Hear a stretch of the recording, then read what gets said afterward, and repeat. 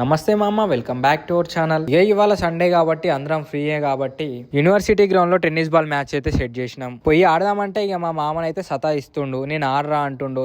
ఓసారి అయితే ఎండ కొడుతుంది అంటుండు. అట్లా కాదని 30 రూపాయల బిర్యానీ తినిపించి చక్కగా గ్రౌండ్ కి అయితే పట్టుకొని పోయినా. గ్రౌండ్ కి వచ్చినాక ఇక్కడ ఒక గుడిసెన అయితే ఉన్నది.